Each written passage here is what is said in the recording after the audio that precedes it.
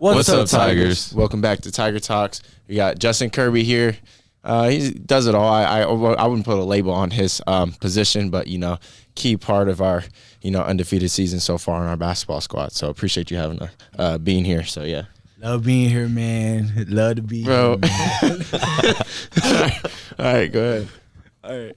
So we do talk. I know you guys have a great season so far, and I hope you guys continue to have the season you're having. But obviously, there's some things that you guys are doing right. So what are some key things that you guys have been doing? Definitely one of the key things we've been doing is not thinking about the past games and just moving on. For instance, our Westfield game, we were missing Bake, and we were down 15 at one point, but we didn't stop. That didn't stop us from coming out second half, coming down from 17, and just moving on from that experience. Having to play them up here in sectionals is definitely going to be something else. So I think just being ready for every single game and not just thinking about last game.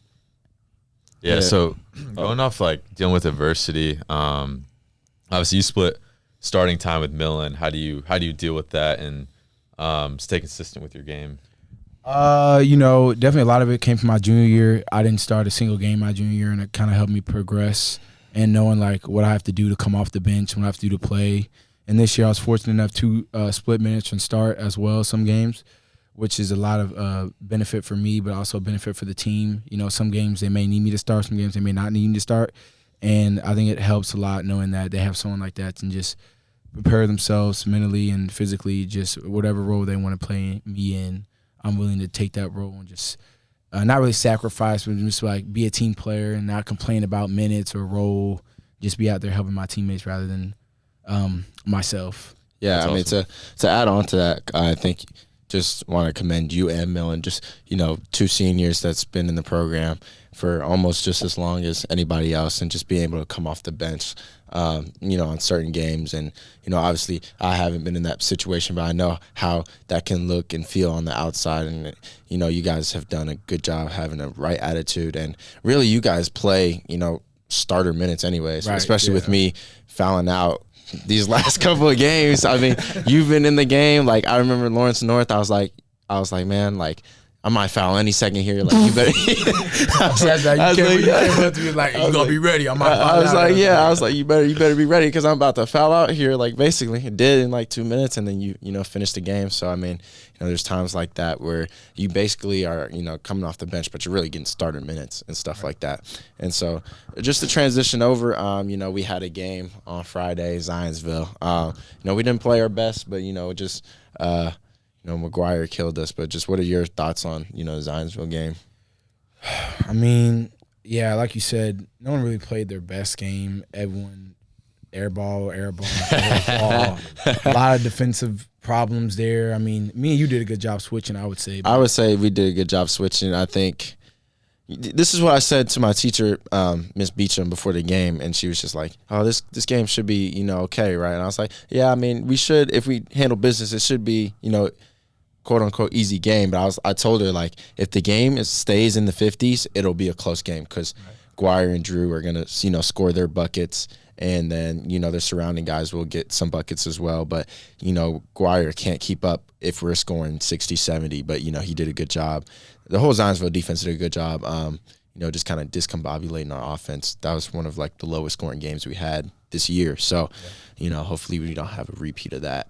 And then we just had the sectional draw on Sunday, and so just talk to us about that and just how you feel about who we drew.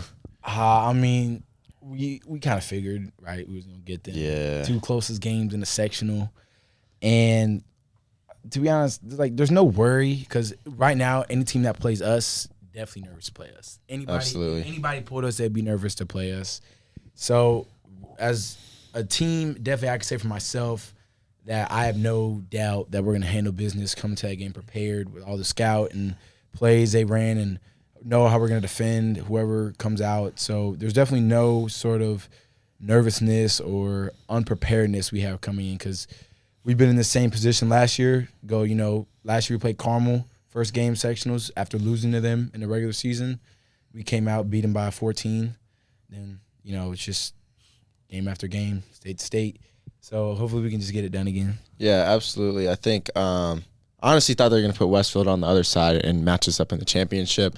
But, we ended up drawing them first and then Zionsville. And, I'm not going to lie, I was kind of mad. I was like, dang, like of course they gave us like the two, teams that gave us like the best games. But at the same time, I mean, if you remember, we were in the same position freshman year. But it was kind of a little different scenario. We beat Westfield by 20 my freshman year. It was a really good win for us. And then Braden Smith, came back and, when the sectional kind of and we won the HCC conference that year, almost same as this year. And when we drew Westfield that year, everybody just went silent because it was like, dang, Braden's back. We don't know how we're gonna play, and everybody kind of was scared. But I think what's different about this squad is I think obviously we were upset because those are two teams that gave us the hardest challenge. But I think mentally and physically, I think we're ready to play anybody. Right. So. Yeah, absolutely. So going back to that Zionsville game. The Zionsville student section was chanting, overrated, stuff like that. How do you guys deal? You can assume things like that are gonna happen in sectionals, if not gonna be amplified even more with the magnitude of the game. But that Westfield crowd was crazy. So we're gonna see them again. How are you gonna prepare? How do you prepare yourself mentally for that, and how do you deal with that in the game, or do you not even realize it's there? Yeah, definitely. I heard it more the Westfield game. I didn't really hear anything Zionsville game, but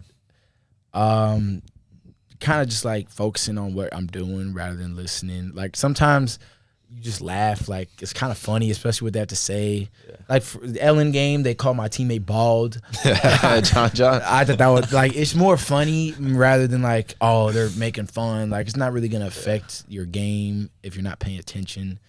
Cause like you have a goal, you have something you want to fight for, and it's a win. So I mean, not really much you want to do and listen to them. So right. So do you kind of segueing into preparation? What's your pregame ritual? How do you get ready for a game?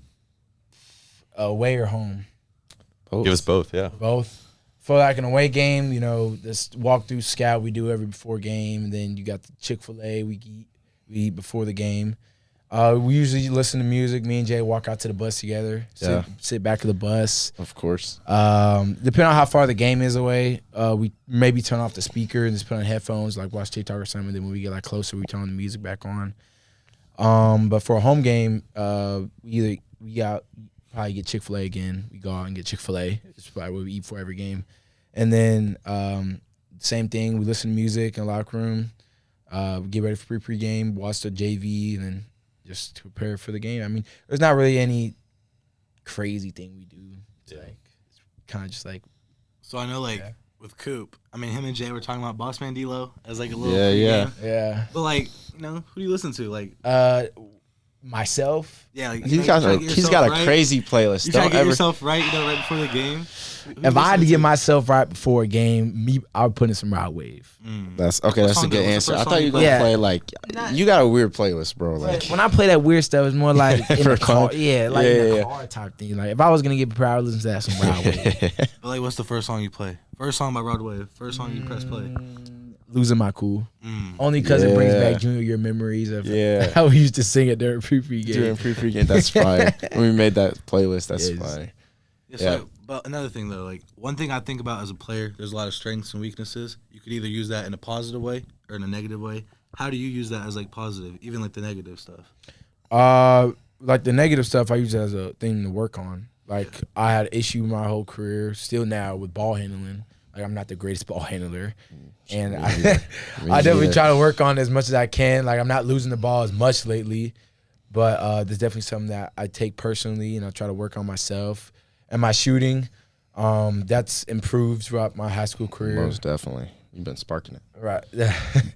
That's been an issue. That hasn't been an issue. I just haven't shot the ball as much. I've been more confidently this year to shoot it in late game situations whenever the team, and whenever I just am open, I just want to shoot the ball. So that's one thing where my negatives can help my positives. Yeah, I would say. I mean, we were kind of in the same boat. My ball handling ain't that good either. But what I learned is just less is more. It's just sometimes, and it's sometimes you watch Jason too. It's Coop and Jason are two different players. Coop is just gonna pound the rock. You going just air the ball.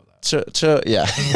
I mean, not too much on my man's Coop, but he will do all the dribble moves in the world. And you see Jason, he'll just run with the basketball, and he gets around people. So little jab. Yeah, but transitioning over, a lot of people know you're going to be going to Miami of Ohio next year and things like that. Just how does that feel? Are you excited, kind of transitioning over into, D1 level college and all that stuff? And just, what are your thoughts on that?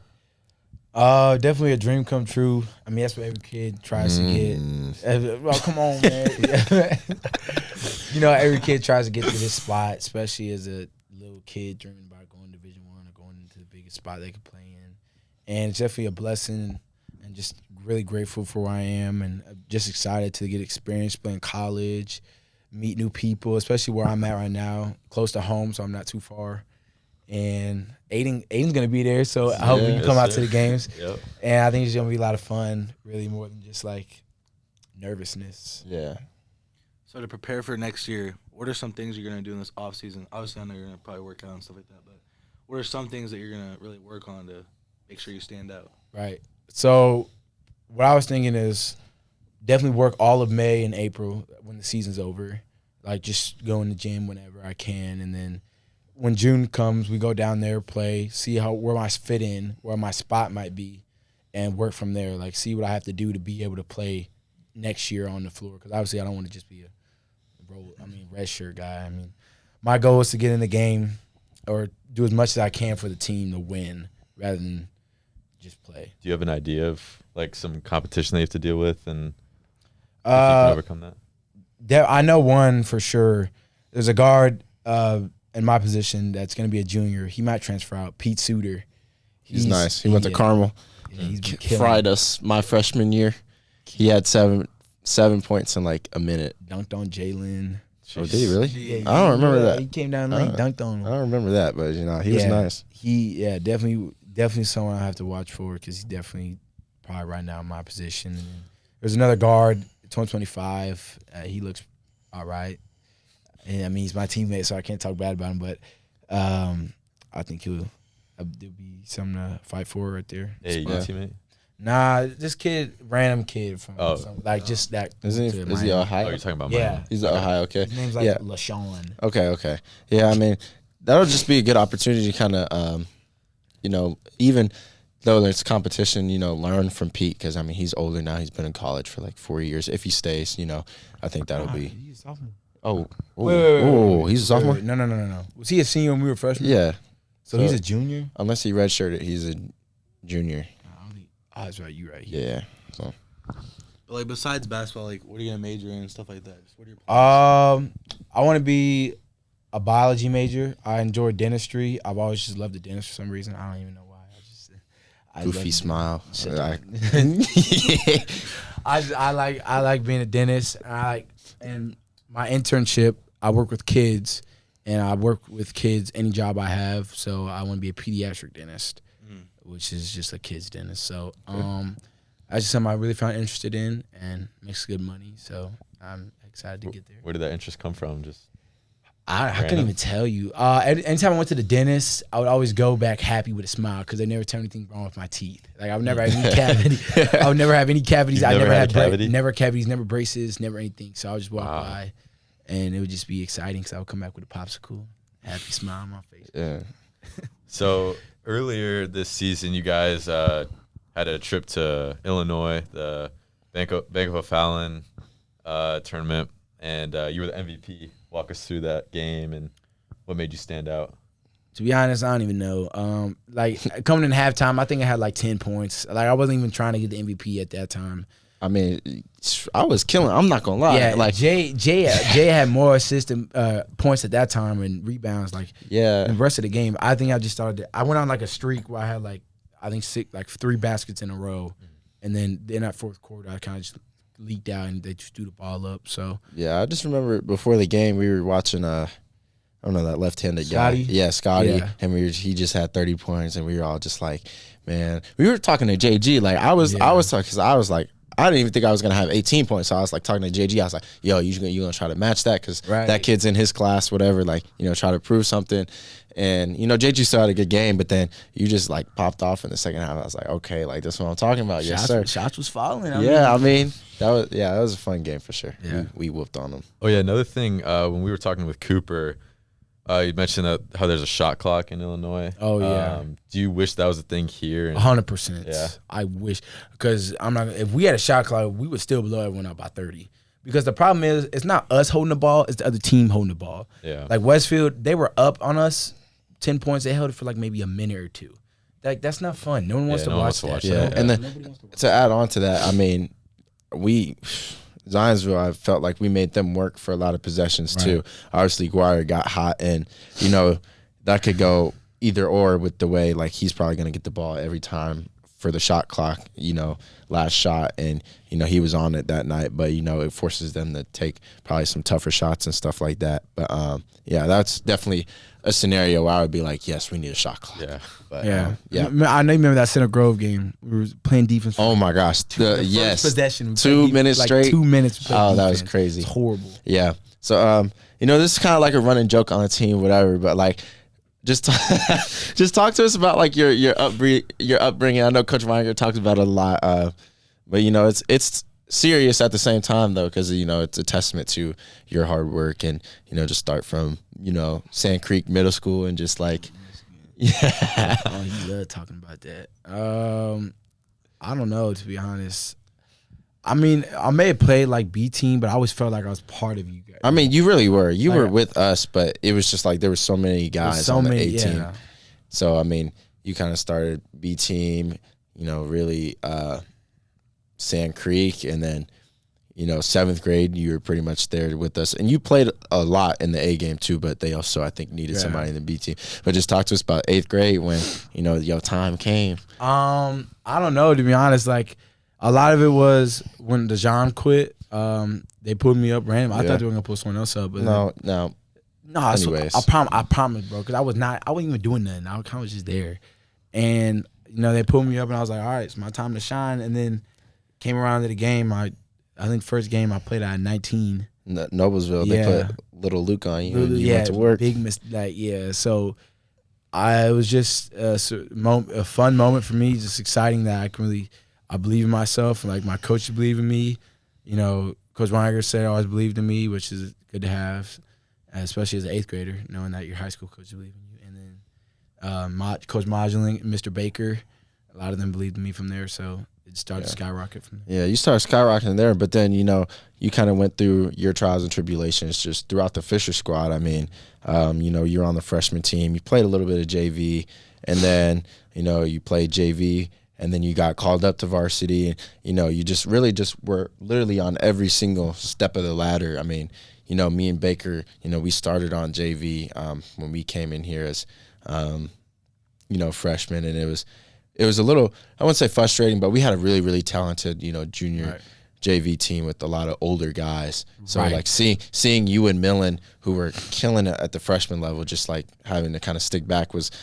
I could imagine it was frustrating for you, but you finally got your moment. And just talk to us about how when you finally got called up, and then now you're here pretty much like starting varsity, getting good minutes all the way up to now you're a D1. Like that's just a testament to your hard work.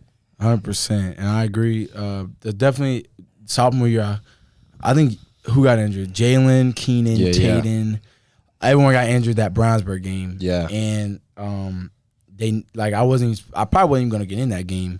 And then I was the only one left on the bench because there was so many people.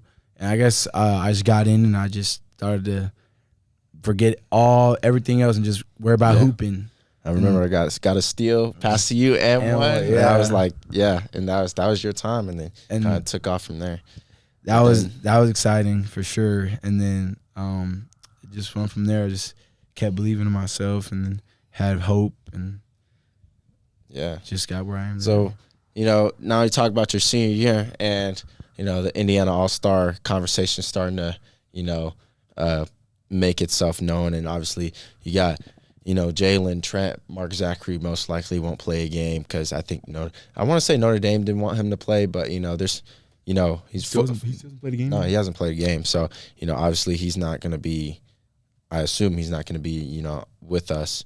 But, there's talks about, both of us being on the Indiana All-Star team. So I think that would be pretty cool. But just what are your thoughts on that? if we make it, we make it. I mean, we worried about a chip right now. That's what I'm saying. That's what I mean, it'd be cool. It'd be cool to make it, like both of us for sure. But like, if we make it, like, I'm not really worried about that. I'm worried about getting another ring. That's what I'm talking about. Because I mean, those guys can be on my team, like, Indiana All-Star, but we gonna be the state champs. That's what I'm hopefully. saying. Like, you can have a bunch of losers on that team if you want, but like the 2 winners that actually made it. Yeah. So I mean, but I kind of was, you sent that Instagram thing about me. I listened to the podcast, and you just, it seems like they have me as a lock, which is crazy to me, because I just feel like, especially as a football player, like I'm gonna be gone, like right after those games. So I just really wish they kind of pushed for you instead of me. But it is what it is, and I think if we go and win state, I think they'll have no choice but to put both of us on there. They said something about Millen too. Yeah, I did see that. Having three guys on there, guys on the scene. That'd be fire. Is that a common thing or not at all? No, not at all. Usually you get 2, but not 3 even is 2 is still pretty rare. Yeah, too. like last year, Carson, dude from Kokomo, and then Flory, who was also in Kokomo. Yeah. What is that? You just play Kentucky or something like that, right? Yeah, you play the junior All-Stars, and you play Kentucky. Yeah. And then you play against. I think that's it. Yeah, something like that. All right, so there's like one thing I've been thinking about. Like I've heard Jay's like recruitment story and all that stuff. And obviously he's playing football. So like, what is the difference with going to Miami of Ohio? Like, recruitment wise, Just like what's your I think he's asking like your going through your. But it's like he told me the stories. How his trip went, how his visit went. Oh, like what's it like on the recruitment? Yeah, visits? everything. Yeah. Like the process is a little different. Like for football, you have film, you like record yourself. For basketball, you kind of go to venues and all the coaches come out. I mean, that is like for football too. But like you perform well one game for basketball, you're gonna get a bunch of looks. For football, you kind of have to like play a lot of times and like 7-on-7, kick in there and stuff like that. But definitely, you have to do for basketball. You can have one good game and then everyone just comes in. Yeah. And on these visits, it's exciting and it's fun. Definitely crazy for sure. Yeah. See what it's like to be in an environment, in a college environment, especially as a high schooler. Like you see all the partying and then all the all the work, all the downtime. Right. It's just different from like where we are right now. Definitely is in high school. And so like, how are you guys gonna prepare for your next game? I know obviously some things might not change, but what are some things you guys are doing differently to win? Well, we got tomorrow North Saturday's Central practice. Saturday practice. Usually we do film like 2 days in advance, but just with Zionsville just being a terrible game, we just focused on ourselves. So, I mean, you can kind of go more in the depth of it, but today will be our first time, looking at North Central at all, and we play them tomorrow. So right. So what he said, it'll be the first day looking at North Central in general. So film in the locker room. We don't really know. I mean, I personally don't know only like 2 people on that team. I mean, I know a decent amount of those kids, but I mean, we'll still do film and scout. I think their best players out. And coach really focused and harped on us just being more focused during that because we almost suffered from that Friday. So right, but yeah, that was I'm sure it was an interesting practice after that game. Definitely was. But what's been your most memorable moment so far? I assume we can kind of guess, but anything? I think one of my most memorable moments was definitely just getting a call saying I got a divisional offer. Okay, that was a big moment for me. Just committing was also a big moment. Having that pressure of what school to go to, who fits me best, who's still looking. That's a big issue. Yeah, knowing that you get your college paid for and then everything. Awesome. Yeah. I know the bell just rang, but I got like one more thing for you. Just who do you model your game after? Like, who would you say is LeBron? LeBron? Yep. Straight like that? The GOAT. Okay. I mean, LeBron James? Bad. LeBron Raymond James? LeBron James. Come on. All right. Well, thank you for coming on today. Thank you for having me. Appreciate you. Yeah. All right. Good luck the rest of the season. That's it. Tune in for more. You know where to find us. Yep.